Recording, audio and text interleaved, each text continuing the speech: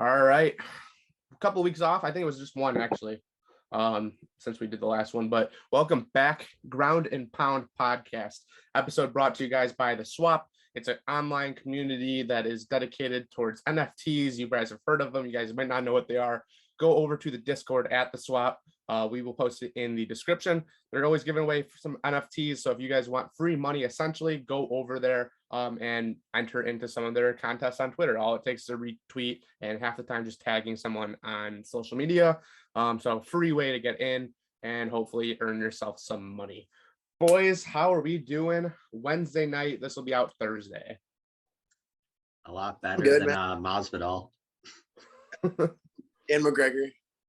Well, okay, so we'll start off with the arrests that we need to cover, which truthfully, by the way, last week, not that great of a card coming out of it. Wish we would have covered maybe UFC London, but there wasn't much news really last week. All of it kind of happened early this week. Into news, we'll start with the lesser serious one. Conor McGregor, our boy, gets pulled over for dangerous driving. As far as everything's been concerned, there's no drug usage, no alcohol usage. It sounds like he was just having too much of a joyride. Police got worried because he was doing it right in the center of the capital of Ireland. And they seized his car, his Bentley. So boys, what are initial thoughts? What do you guys think is going on here? I'm not even looking too much into it. There's no alcohol or drugs involved. That was the first thing. Like, my concern was like, dude, he was probably fucked up, but he was just driving wild in a Bentley. Like, who gives a shit? No one got hurt. He was probably just being Conor. I mean, there's not much to it. No. Yeah, I mean, I thought the same thing. I thought he was either drunk or on something. And then all the stories come out. It just sounds like he was going really fast. It was a really bad speeding ticket. Wild man right there. Into another wild man that might be facing some real jail time. Jorge Masvidal snuck up and took a cheap shot at an unidentified man outside of a steakhouse in Miami because he doesn't want the police to report who he is, but reportedly lost a tooth and was knocked out shortly before chasing him down the street before Miami PD, I guess, stepped in. Yeah, classless. We all know I'm Kobe. Yeah. You had 25 minutes. DC said it best. You had 25 minutes, and you couldn't even do a single thing to this man. But you end up trying to go to the street and cheap shot him when he's by himself with all your boys. Like, you know what? Masvidal is just taking L after L, and I'm here for it. I don't give a shit about him anymore. Street Judas can go. He can go. Yeah, it's not a great look for Masvidal. Like you said, he had 25 minutes to do anything. He landed one significant punch. I guess that was the same thing in the fight. But yeah, I don't understand. And then he's like, it's because he was talking about my kids. Which he wasn't. All he said was he's a deadbeat dad who needed child support back when Obama was giving it out. That's what the quote was. He never said anything actually about the kids. The dumbest part of all of this is Jorge literally outed himself on Instagram like an idiot. Did you see the Nick Diaz tweet? Yeah, dude. It was like, bro, who snitches on themselves? Dude, no more baddest motherfucker. He's just the dumbest motherfucker. Yeah, and that's what they were saying. They were like, can we just take away like the middle part of the B and make it the DMF because he is. Which, I mean, like, I liked Masvidal. I try to like him a lot. But when you talk as much shit as he did going into that Colby fight for months, years even, and then you put on that performance, you need to shut up because he dominated you for 25 minutes. You landed one real good punch. Good for you. But Colby's easily the better fighter. The only reason he knew he was at the steakhouse was because he was hanging out with the Nelk boys and Bob Memory, who kind of is a Nelk boy now. And they saw it on their Snapchat story, which then he put, was it Murder on My Mind or was it a different song? Was it like Super Gremlins? It was one of those songs that it says like how he's gonna like beat him up and I think I think Masvidal's surrounded by a bunch of coaches. Clearly, I don't know if you saw his last post fight. His coaches are one of those like good boy, tap on the shoulder, like type of guys. Like they follow him, they hype him up, they do whatever. Even after the fight, they said like, "Oh, he didn't out fight you, he out wrestled you." They probably support him doing this stupid shit. Like, someone needs to just talk to Jorge Masvidal, man. Like, cause I loved Jorge like for a long time. I wanted him to beat Diaz. I liked him all the way up until the Kobe stuff, honestly. And I didn't dislike Masvidal. I just liked Colby more, so I was going for Colby. Right. Yeah. And now I just don't have any respect for him. And then you see like clips of him in the past talking about like where he's from. Like he's known as the guy that hits you with the cheap shots. And it's like, okay, great. Yeah. Like, why would you brag about that? Why are you flaunting that? But yeah, no. And No this does go back, Ben Askren. If you think that Colby Covington going at Masvidal was bad, you had the exact same thing happening with Masvidal to Ben Askren. I mean, it's easy to hate on Ben Askren. Don't get me wrong. Like, it is so easy to not like the guy. However, he was mentioning ending his bloodline, which I understand he wasn't directly talking about his kid, but he was saying like he'll never be able to have children again, blah, blah, blah, blah, blah. It's the same exact quote. It was actually probably more aggressive than what Colby had been saying. Well, and you see like the sucker punch he did on Leon Edwards, like too, like a 3-piece in a soda? Minnesota, and like it's starting to just point in a lot of direction. And Jorge is a scum and he doesn't win a lot of fights. Yeah, you know who actually is the big winner of this is Leon Edwards. I think you start to gain some fans. I think Colby fans start to become Leon Edwards fans because he clearly ducked that fight. There was no injury. Yeah. He agreed to a Colby fight right after. So he just knew that there was a chance he could have got hurt in the Leon fights, but he didn't want to miss out on this Colby payday.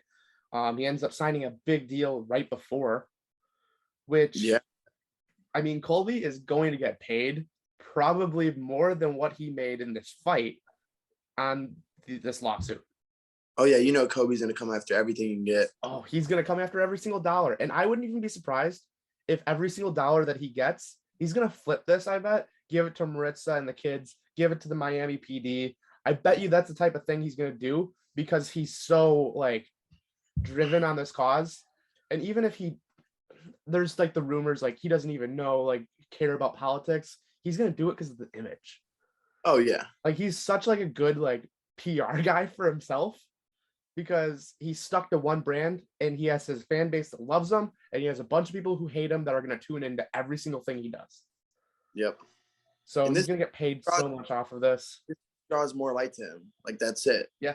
Now you're going to get Kobe getting a lot more fans too. Yeah. So I mean, it was a crazy past 48 hours. In the MMA world without having a real fight. Kind of a real fight, but not really. Then let's go last weekend. UFC London looked like a pay-per-view event. I mean, it was a pay-per-view event without a title fight on the line. If this fight had the Leon Edwards versus Kamaru Usman fight, this may have been the best pay-per-view of the year. Yeah. And so, memorable performances. We're going to get into a little bit of a debate. I already know. But what's the most memorable thing that happened last Saturday for everyone, starting with Sam?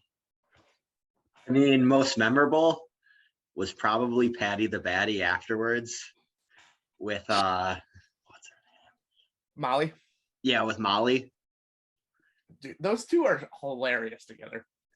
Yeah. I know Hunter doesn't think as much, but I have nothing against Paddy Pimblett. Like I like Paddy Pimblett a lot. He's a great fighter. He's also fighting bums right now. We've seen him against really good competition in Cage Warriors. I don't know if you guys, if you see Fight Pass, there's a couple of the fights he lost against guys that have jumped to Bellator and other promotions. And I'm just saying, Paddy Pimblett against really good competition isn't the guy you just saw. But Meatball Molly, man, that's my moment. For that division in the women's, you don't see knockouts like that ever. Especially in the third round. It was deadly. And it was great for her to do it in the O2. I also think she's trying to steal life from Patty, man. Let Patty enjoy his moment. She's fucking chasing him around and let the guy enjoy his own moment too. Damn, she's in every scene of him celebrating. Well, They I mean, grew up after together, her though. win too. They grew. I didn't know this. They grew up together. That's great, but he's still when he wins a world title, she's gonna be right next to him. Possibly. Can you let the guy have his shine? Jesus fuck. I mean, did you see the locker room? They were in the same locker room together too, before the fight. So when they were showing they were showing her getting ready, they had Patty sitting there getting taped up, singing with her. Yeah. So I mean, I think it's more of just a friendship. I think it's like a hype man, hype woman type situation. I My mean- most memorable is the Ilya Topuria fight, which I didn't think this was going to be reversed like this. He got rocked in the first round. Do not get it mixed up. But Jai Herbert is a really good competitor. Now, second round, a little bit different, quick finish. Knocked the lights out. The lights turned off. That body shot right to the overhand right. I mean, he's crisp, man. He's crisp. He definitely needs to find a way to make 45 consistent. Yeah, so that's my thing. I don't know. I don't think he's made for 155. I know he can have that knockout power, but if he were to fight some really high level guys, if he were to fight a Mike Chandler, that fight's not even close. I mean, you could say that he can land some punches and maybe he gets that lucky shot. A guy like Gaethje's not getting knocked out like that. So I don't think he's made for 155. I think 145 is perfect for him. I think he could really be up there with like the Calvin Caters and a couple of the other guys at top that we will probably mention here pretty soon. I mean, back in December, we did our end of the year thing. What's going to happen? And I mean, he was on pace to have a top 15 opponent his last fight. And he was on pace to do what I said, which was by the end of the year, crack the top 5 at featherweight. Now he's looking probably another 4 or 5 months like fights down at 45. Whatever he does, maybe at 55 against Patty. We can go into that real quick. Yeah. As good as Patty is, Patty Pimblett at 155, 165, 185 cannot beat Ilya Topuria. He's not as good as a fighter as Ilya Topuria, and that's just what it is. You got to realize that Jai Herbert would put Patty away. See, I think knockout power, if they're standing and banging, then yes.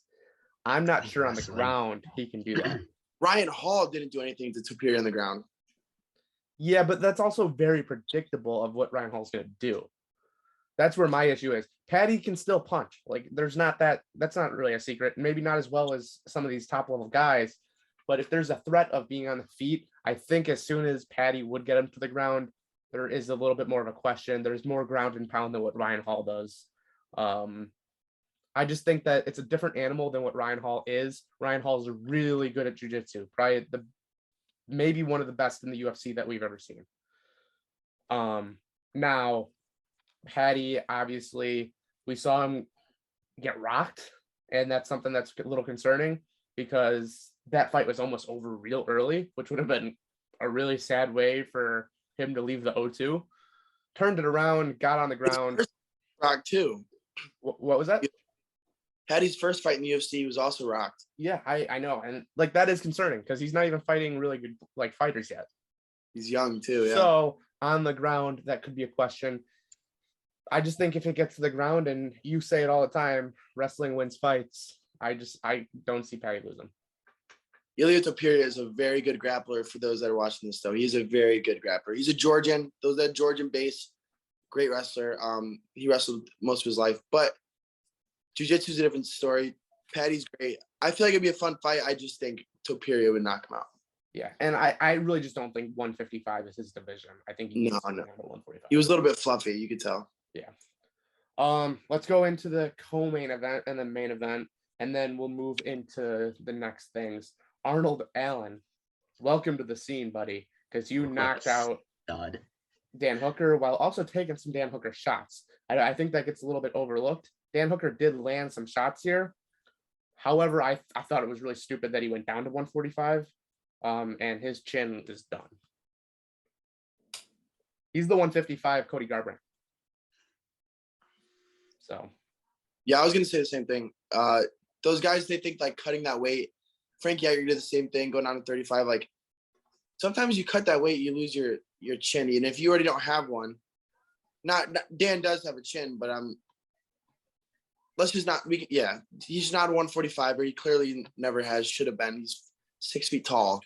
He should not be fighting at 145. But Arnold Allen just made a name for himself, and I'm excited to see his future. I actually put a $50 bet on that, Arnold Allen to win that fight. So, yeah, this says a lot about him. Sam, I'll let you ask this, or answer this. He wants Kelvin Kattar next. Is that a good fight? And who do you think wins that? I mean, what Cater's coming off that domination of Chikadze, right? Yeah. I mean, I think Chikadze is obviously a step up from Dan Hooker at this point. Yeah. So I got to give it to Kattar. They both have looked dominant their last couple fights. At least Arnold, I think Allen put him away. I think, wasn't it Kattar just got it by decision, but absolutely But it dominated was like the fight. 50-44s and 50-43, I think he had even. Yeah. So, Yeah. I mean, it's not close. And 5-round, for people that don't understand, 5-round fights are a lot different than 3-round. Because you have to preserve your energy. You have to make sure that nothing happens. Because if you gas out after 4 rounds and you get knocked out in round 5, you're an idiot. Like, you need to make sure that you are so well conditioned. 25 minutes opposed to 15 is a crazy amount. It doesn't seem like it in real time, but it's not easy to do.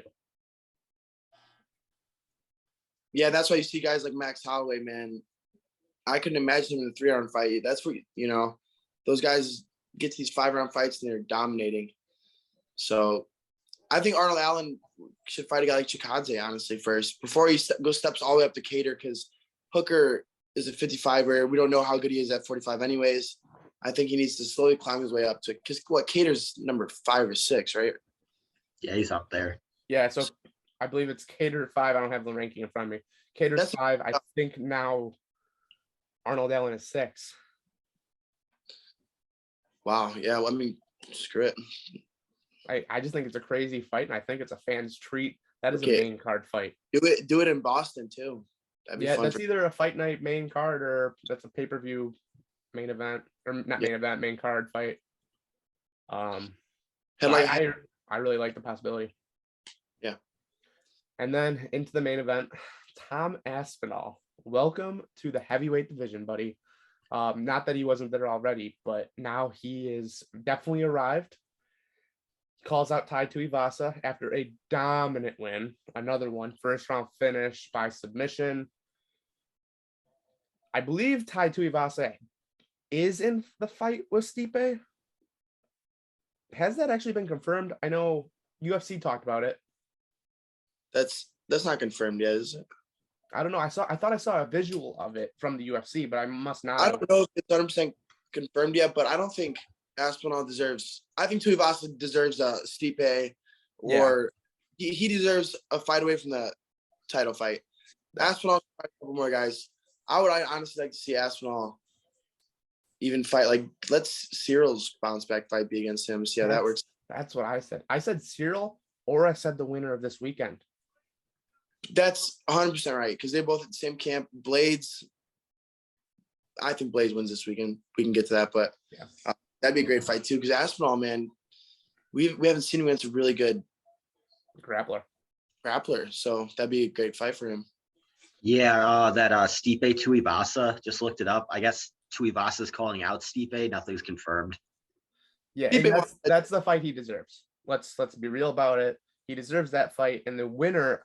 I mean, like, John Jones is going to get an interim title shot, whether you like it or not. He's probably going to get the winner of that fight. Ngannou's hurt, so Ngannou might never fight in the UFC again if he decides. He said surgery. If he even signs, might not fight. The heavyweight division is interesting right now, and there's a good chance we could see a Tai Tuivasa fucking John Jones type of interim belt. Like, that could be wild. But let's real quick touch on the Ngannou thing. And then we'll get right back to Aspinall. What I think is going to happen here is he's going to become a boxer, but I think he's going to be signed with UFC, and Dana White's going to have his hands in all these boxing events. I think Dana does want to get into the boxing world, but he needed guys that could physically do it. Ngannou is your best chance. He saw it with Conor. You saw the Conor versus Mayweather. That had Dana White all over it. So I think this is his next big chance. And it's a little bit easier I'm not saying it's easy to transition to boxing at all.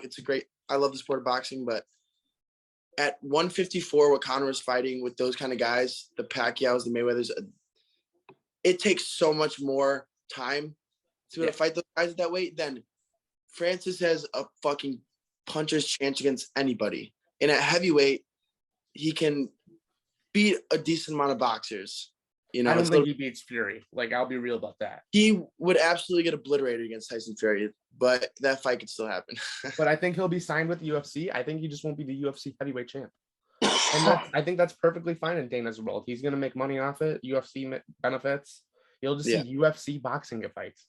I know one championship does kickboxing fights, so I don't see the difference. One thing I wanted to ask, I don't know if you two saw this. Nate Diaz trying to say he wanted to go to Bellator. He just wants to fight in Hawaii. I don't know if that's even anything real about it, but I could totally see Nate just jumping out of the UFC one day and doing something crazy. He has one fight left on his contract. He was saying that he just wants to fight in Hawaii. I thought he said he wanted to retire before, 2 weeks before that, so I don't even know. Nate Diaz is a wild man. I think he smokes some good weed and then just tweets some random shit and people freak out about it. It's a good tactic. Which, speaking of Hawaii, the UFC needs to get there. I think that's part of Dana's plan. Dana did say he's going to go back to England hopefully by the end of the year. Yeah, let's bring BJ Penn back. Yeah. For the Hawaii fight? For the 8th time to get knocked out in the first round. Perfect, yeah. I think we're pretty much done with the Aspinall talk, though, actually. I don't think there's much more to talk about. The fight lasted, what, like 3 minutes? 3:45. Yeah, so.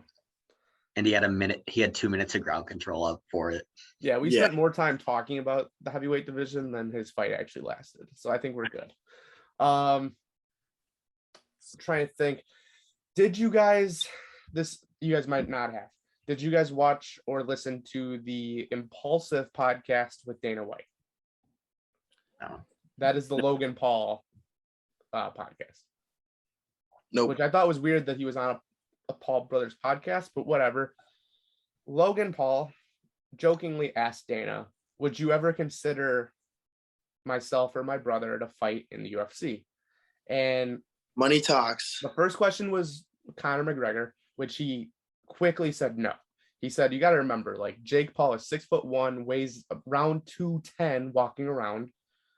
He asked him, do you think your brother could get down to 170? And he said, not a chance. Like, it's just how built he is already. There's no way he could get to 170.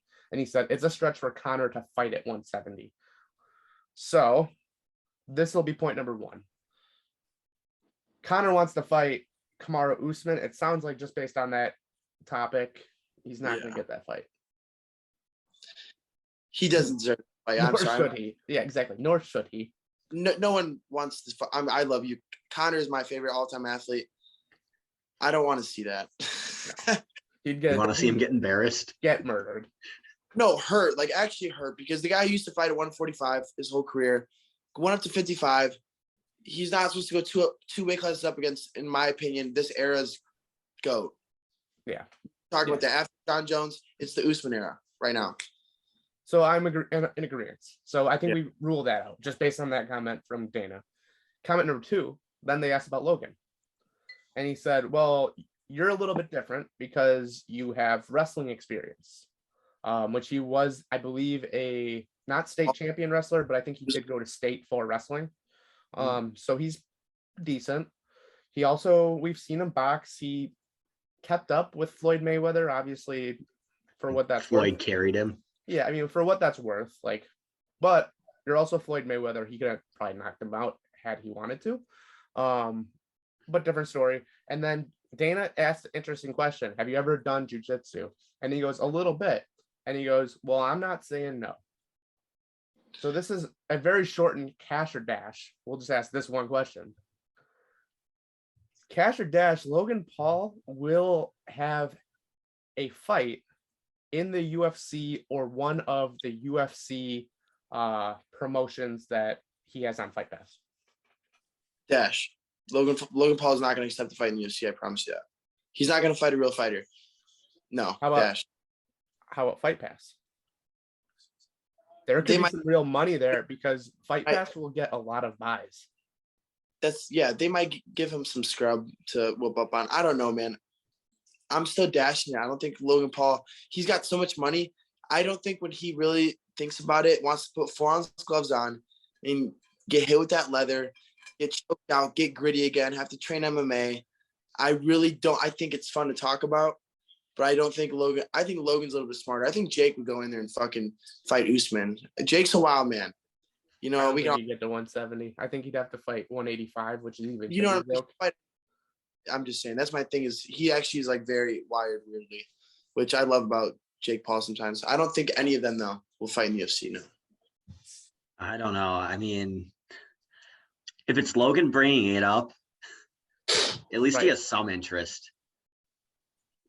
And he was kind of more asking for himself. He wasn't the way the question was phrased. I wish I like remembered it word for word. It was more for a question for Logan, because I think he knew what the answer was with Jake.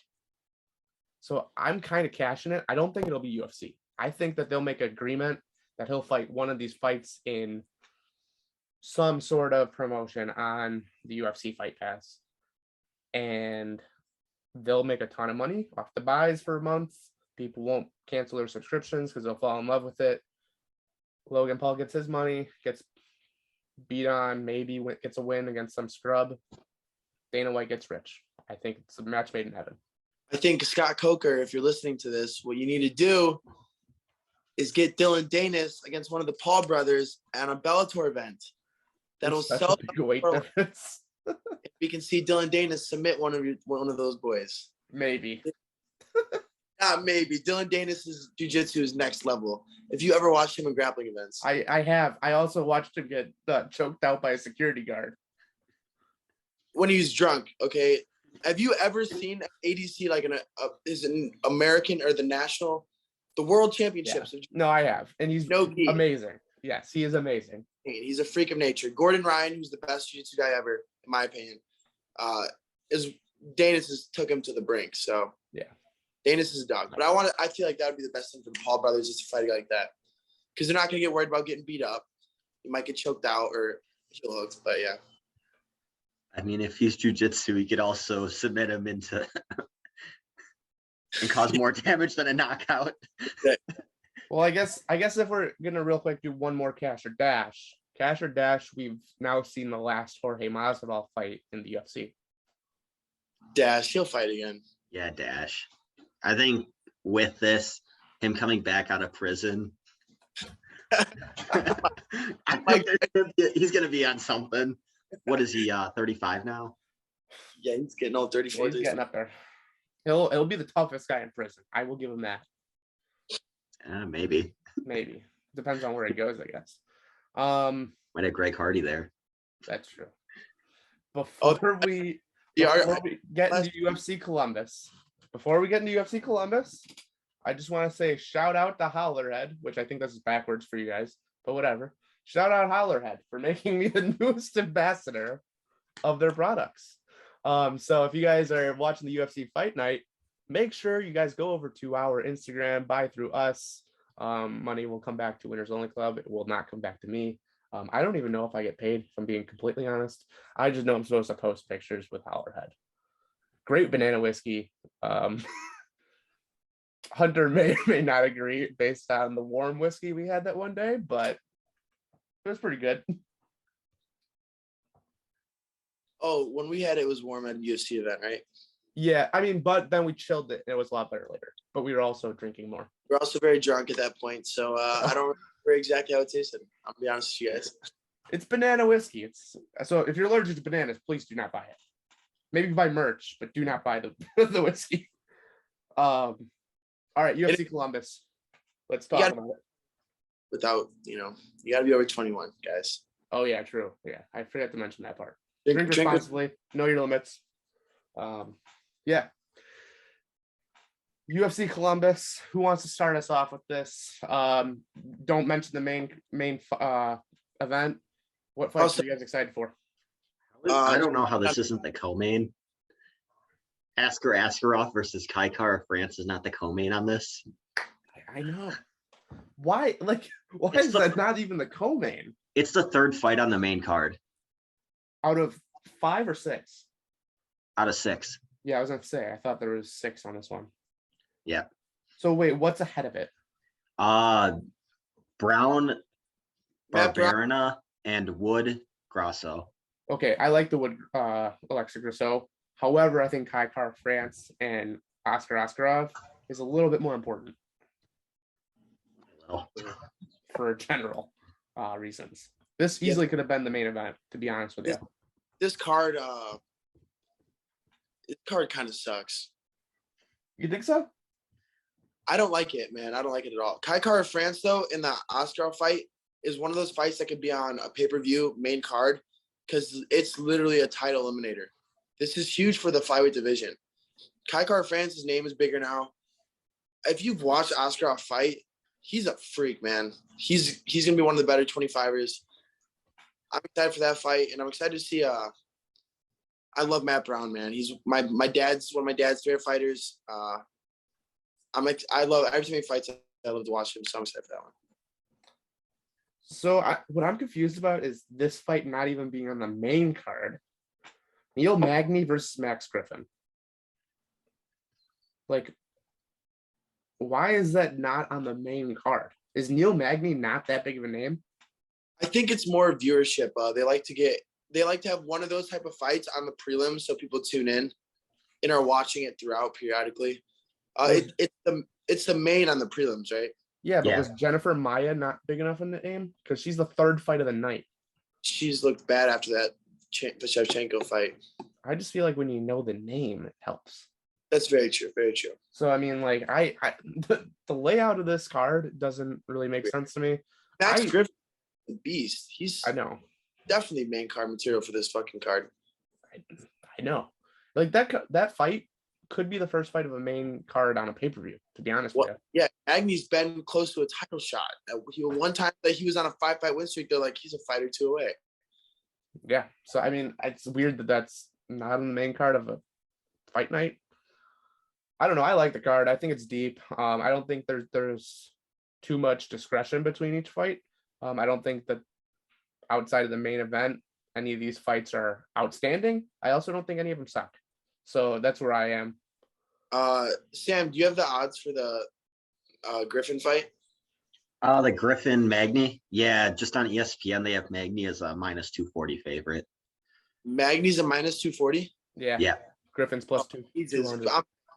Yeah, Griffin's plus 200. Wow. According to ESPN. Wow. Money to be made this weekend, that's for sure. Agreed. So I mean, I think this card can make you some money too. I think that's a big part of this. What's the Kai Kara one? Kai Kara, Askarov's minus 360, and then Kai Kara's plus 280. Ooh, it's some dogs on this card. I like it.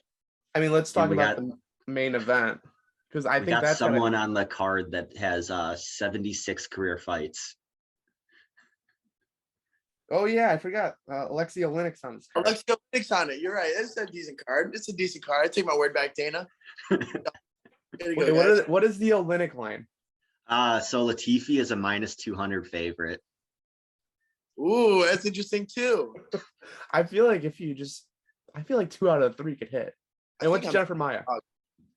I don't know. And then the first fight on the main card too is Diakise versus Borchevsky the boxer out of AKA. Yeah, he's good. I don't know. I think it's a pretty decent card. Wait, do you have the Jennifer Maia line on there? Yeah, Maia's plus 340 versus Fiorat. What about Grasso? Grasso. These lines are nuts. Grasso's minus 240. That's I get that one. Although, I mean, and then the Brown Barberena is a pick'em. Yeah, that's a good fight. All right, let's talk about the main event, and then I want to hear the lines for this, because I know that Blades is favorite. He's a massive favorite. Minus like 350. Minus 400. Oh Jesus. Yeah. Over Chris Daukaus, which, I mean, Chris Daukaus looked awful against Derek Lewis, but Derek Lewis beat both these guys. It's a different style fight though, because it is. Blade one-punch knockout guy, and Daukaus can grapple. Yeah. This is a chance too, guys, for these heavy dogs I feel like you just got to throw it at the dartboard and one of them will hit. And one will pay off the other ones. You're good. Right. But let's talk about it. I mean, I think we're all two of us are on one side. The other one I know is going to be on the other. Hunter and I are definitely on the Blades side. Yeah. Yeah, I'm on Blades too. I want Dawkins to win, but I thought you loved Chris Dawkins. I do, but he looked awful against Derek Lewis. Is his fighting as well? No, he's not. Oh, okay. They usually fight. He already fought this year. He was the main event, I think a month ago. You're right. That weird fight. Yeah, where he got the submission with a second left, I think, in the first round. But it shouldn't have been a submission or something. Who was that over? Someone. It was over Holland, right? No, let me check. I don't. Because it was. I don't think this is PC, but it was definitely against a black guy. It was Kevin Holland. I didn't. Right. What's that fight night? No, it wasn't. I thought that was recent. Was that Makhachev Green? No. It was Kyle Dawkins against Kevin Holland. Well, they fought, but I thought that was the the headbutt. That was the headbutt. Yeah. That was Walker Hill. That was on that card. And who'd he fight? Pickett. Jamie Pickett. Yes. Yeah. Okay, that makes a lot more sense. That won't drive me as crazy now. No, yeah, I think this is a really fun fight because I think if you guys are a fan of wrestling, there's gonna be a lot of it. But also, I think both these guys are gonna end up throwing hands at some point. Yeah. Yep. And I think either one of them are just praying to God that they don't get the short end of the stick. It's the best style because you get two wrestlers. Whenever you get two good wrestlers, like a Covington Usman, they just throw the whole time because no one's gonna get a takedown. So I'm hoping it's more of that, but right, I think both guys are so worried about a reversal that it's not worth the shoot. Yeah, exactly. They might shoot when there's 15 seconds left. That way they can try to. That way they can look at the end of the round and they'll be on top of the other guy. Yeah. That's pretty much how these fights go, which is nuts, but I love it. I think too, if they're gonna wrestle, Dawkins needs to put on a little weight. Good weight though. He can't get all. Yeah, flat. I know. It's Blades outweighs him by 25 pounds. Blades is a beast, man. I've trained with him a little bit at Midwest Training Center out in Schaumburg back in the day when he was still there. He's a beast, man. We're trying to get him on the podcast soon. So Curtis, hopefully after this fight, we can get a little interview with him. Yeah, definitely. It'd be nice. What's the actual down to how they win? If it's inside distance, what round? What do you guys expect? Going Blades, Blades knockout second round. Okay. I think Blades gets a unanimous decision here. I think it's one of those heavyweight fights that Blades is going to wear on him. No one's going to have enough knockout power to knock the other one out. No one's going to get submitted because Blades is as good as he is on the ground. Submissions aren't always there. And I just think Dawkins is just going to just be in the fight, but not really be. I think it's going to be a 49-46 Blades. See, I think it's either going to end that way or I think it's going to be Blades by ground and pound, round 5, maybe last couple minutes. I think it'll come down to the fatigue. I think Blades has a pretty good tank that we just don't see much because he's either getting finished or he's finishing people. Yeah. But I think he's got a nice tank, so I think he's just going to outlast Dawkins, even though he's also pretty well fit to probably go all 5 rounds. I just think if he gets a knockdown, he's going to get on top of him. It's going to be ground and pound, and this fight will be over. All right. I think that's pretty much everything. You guys got anything else you guys want to talk about? Fuck the Brooklyn Nets for losing me this bet today. Okay. Sam, you got anything? Not really. I'll save it for the other podcast. Yeah. Shout out to the Pittsburgh Steelers. They got their franchise quarterback now, I believe. Let's go, my bitch. I mean, I know it's You- not UFC related. Are you actually excited about that? I'm as a Steelers fan. We went to the playoffs with a 40-year-old Big Ben that couldn't throw more than a 5-yard slant. Mitch Trubisky will get us to the playoffs. Yes, I am excited about it. You heard those words from me. Mitchell Trubisky will get us to the playoffs, and he will look so much better than he did with Chicago because he didn't have to deal with you guys, fucking losers that don't know how to breed quarterbacks. You're gonna make Justin Fields gonna suck again. Bears ruin quarterbacks. Steelers make quarterbacks. So under Mike Tomlin, Mitchell Trubisky and his titty-loving self is gonna thrive. Okay. I It don't. might also help that he's out of the division that he's a big fan of the team of a big rival in that division of. What do you mean? Isn't he a Packers fan? Oh yeah, he was a Packer fan growing up. That was right. Trubisky was? Yeah. Yeah, he said go Pack go. Oh no. Yeah, he tweeted that in like 2012. That was really good. He should probably stay off Twitter. But yeah, I mean, I don't think that it's gonna happen though, to be honest with you. As much as you want to believe you're in a division with Lamar Jackson, Deshaun Watson, and Joe Burrow. Joe Burr. And Joe Burrow, I love Joe Shiesty, but guess what? We're deeper on defense. And we just got one of Miles Jack on top of the amazing defense we already have. Lamar Jackson can't win in the playoffs. He never will. You can quote this and clip this. He'll never win a Super Bowl. So I'm not really worried about it. Mitch Trubisky's been to a Pro Bowl and a playoff himself. So I'm not worried. Mike Tomlin's going to get the boys ready. All right, that was our NFL talk on Grunt and Pound. Yeah, that's it. So we'll see you guys next week. Buy your Hollerhead if you're 21 plus. Drink responsibly. Also, if you're betting, bet responsibly. We're not responsible for your winnings or losings. If you or someone else you know has a gambling problem, please call 1-800-GAMBLER or visit your site's gambling website to seek help. We use BetMGM. BetMGM is good to us. MGM Resorts, that's where you can have your Vegas getaway away from home. Or if you guys are going to Vegas, stay at one of their beautiful resorts or anywhere around the country / world now. That's everything. See you guys next week. Yep. See ya.